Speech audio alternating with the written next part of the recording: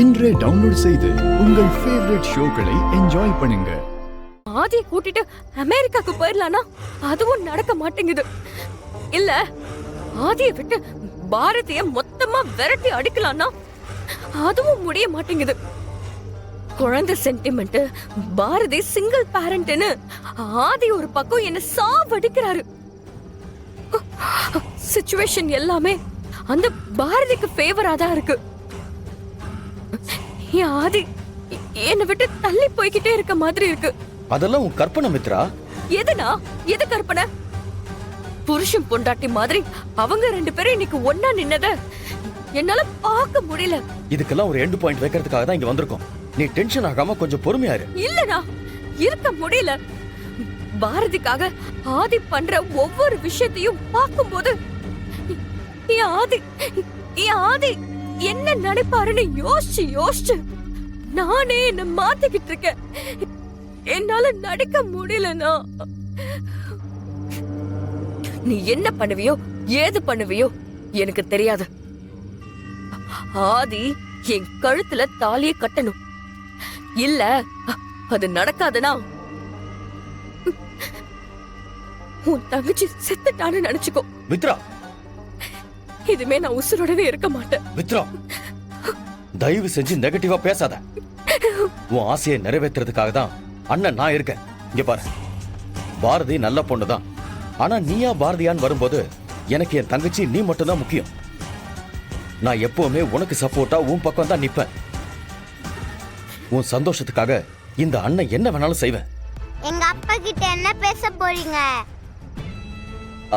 அது ஒண்ணு இல்லப்பா, ஆன்ட்டி கல்யாண விஷயமா பேச போறோம். இவங்க கல்யாணத்தை பத்தி என் அப்பா கிட்ட எதுக்கு பேசணும்? அது ஒண்ணு இல்ல ஆதித்யா. ஆதி எனக்கு ஹெல்ப் பண்றாருல. ஹெல்ப்பா?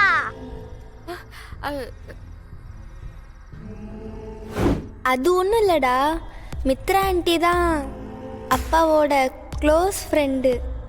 அவங்க தான் நம்ம அப்பாவுக்கும் அம்மாவுக்கும் லவ்வுக்கு ஹெல்ப் பண்ணாங்க. ஓ, நீங்க அன்னைக்கு எங்க அப்பா அம்மா லவ்வுக்கு ஹெல்ப் பண்ணீங்களே அந்த மாதிரியா? ஆமா ஆமா. ஓகே, பாய். பாய். எல்லாரையும் சமாளிச்சிருவேனே. ஆனா இந்த குட்டி பையன் இருக்கானே, இவன் சரியான இம்சை. இவனை சமாளிக்கிறது தான் எனக்கு பெரிய டாஸ்கா இருக்கு. ஆதி, என்ன என்ன பண்றீங்க? எதுக்கு இப்ப கால்ல எல்லாம் விடுகிறீங்க? எனக்கு என் தங்கச்சியை காப்பாத்த இதை தவிர வேற வழி தெரியல. ஆதி, என்ன சொல்றீங்க? மித்ராவுக்கு என்னாச்சு? அவளுக்கு ஏதாவது ஆயிடுமோன்னு பயமா இருக்கு. ஆதி, அவளுக்கு ஏதாவது ஆயிடுமோன்னு பயமா இருக்கு. ஆதி, உங்களை கல்யாணம் பண்ணிக்கணுங்கிறதுக்காக இப்ப என் தங்கச்சி படுற கஷ்டத்தை என்னால பார்க்க முடியல. இன்னைக்கு கோயிலுக்கு வரும்போது கூட ஆதிக்கும் எனக்கும் கல்யாணம் நடக்கலன்னா நான் எந்த எக்ஸ்ட்ரீமுக்கும் போவேன்னு சொல்லிட்டு வந்தா. ஆதிக்காக நான் என்ன வேணா செய்வேன்னு சொல்லிட்டு இப்ப கையில புண்ணோட உட்காந்துகிட்டு இருக்கா. இப்ப கூட தான் கை புண்ணாயிடுச்சேன்னு அவ யோசிக்கல. நான் ஏன் பொங்க பானைய கீழே விட்டேன், என் ஆதிக்காக என்னால ஏன் சூட்டை தாங்க முடியல, அப்படின்னா ஆதி கூட நான் சேர மாட்டேனான்னு உங்களை மட்டுமே யோசிச்சுட்டு இருக்கா. மித்ராவால சூடு தாங்க முடியல. மித்ராவோட வேண்டுதலை நிறைவேற்றணும்னு அவளுக்காக பாரதி அந்த பானையை தூக்குனாங்க. இதுல என்ன தப்பு இருக்கு? இதை வச்சு அவ ஏன் ஓவர் திங்க் பண்ணணும்? மித்ரா படிச்ச பொண்ணு தானே. அவகிட்ட பிடிச்சதே அவளோட மெச்சூரிட்டியும் அவளோட கான்பிடன்ஸும் தான். இப்ப எங்க போச்சு அதெல்லாமே? என் தங்கச்சி போல்டான பொண்ணுதான் ஆதி.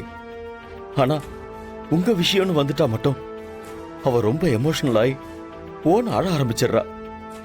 எதனால அவ இப்படி எல்லாம் யோசிக்கிறான்னு எனக்கு சத்தியமா புரியல. என்னால அவளை நார்மலாக்க முடியல. ஆதி, உங்களால மட்டும்தான் அவளை நார்மலாக்க முடியும். சரி, ரிலாக்ஸ். மித்ரா இப்ப எங்க இருக்கா? சரி, நான் இப்ப உடனே அவள்கிட்ட பேசுறேன்.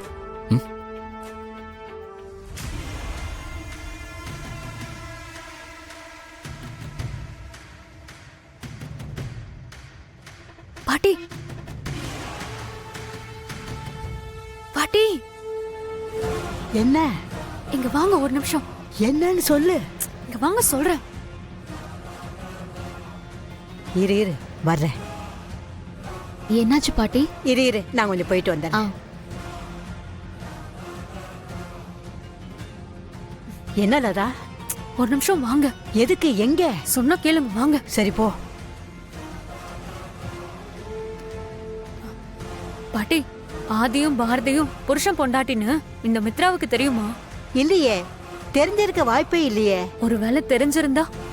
ஐயோ, அப்படியெல்லாம் நான் யோசிச்சதே இல்லையேடி. ஒருவேளை மித்ராவுக்கு உண்மை தெரிஞ்சிருந்தா என்ன ஆகும்? என்ன ஆகும்? பாரதி கிட்ட நல்லவ மாதிரி நடிச்சு ஆதியையும் பாரதியையும் சேர விட மாட்டா. பாரதி புருஷனை மித்ரா தான் பக்கம் இழுக்கணும்னு நினைப்பா. என்னடி சொல்ற? பாட்டி, இதெல்லாம் என்னோட கெஸ்ஸிங் மட்டும்தான். சுதாகர் மித்ரா மேல எனக்கு ஒரு டவுட் இருக்கு. சரி வா, என்ன நடக்குதுன்னு பாப்போம். மித்ரா, என்ன ஆச்சு? என்ன ஆச்சு உனக்கு? எதனால இப்படி எல்லாம் பண்ணிட்டு இருக்க? யூஎஸ்ல என் கூட இருந்த மித்ராவா இப்படிலாம் நடந்துக்கிறேன்னு எனக்கு ஆச்சரியமா இருக்கு. ஒரு சின்ன விஷயத்தை கூட உன்னால அக்செப்ட் பண்ணிக்க முடியலையா? திடீர்னு சூசைட் பண்ணிக்க போற, காரணமே இல்லாம உட்காந்து அழற. என்ன பிரச்சனை உனக்கு? மித்ரா, ஏன் ரெஸ்ட்லெஸ்ஸா இருக்க?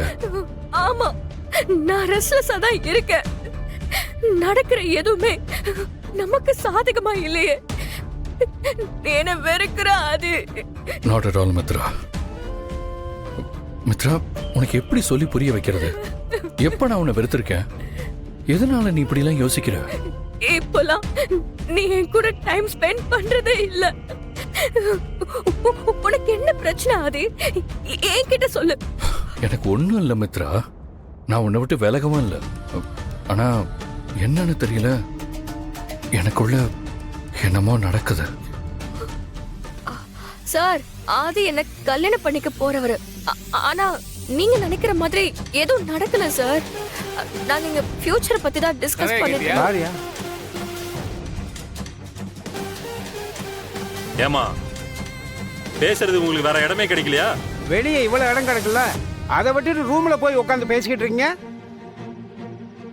இந்த அழுகாட்சி வேலையெல்லாம் இங்க வேணாமா? இதுக்கெல்லாம் நாங்க மயங்க மாட்டோம். ஊரு பெரியவங்க என்ன சொல்றாங்களோ அதை கேட்டு நடந்துக்கோங்க. அதுதான் உங்களுக்கு உங்க குடும்பத்துக்கும் நல்லது. என்னங்க சொல்றீங்க? நான் சொல்றது கரெக்ட் தானே? கரெக்டுப்பா. என்ன கரெக்ட்? என் கூட இருந்த பொண்ணு நடந்ததை சொல்றா, அதை ஏத்துக்க மாட்டேங்கிறீங்க. ஆளுக்கு நீங்களே ஒண்ணு கற்பனை பண்ணிட்டு தப்பு பண்ணிட்டோன்னு எங்களை குத்தம் சொல்றீங்க. அதை நாங்க ஏத்துக்கணுமா?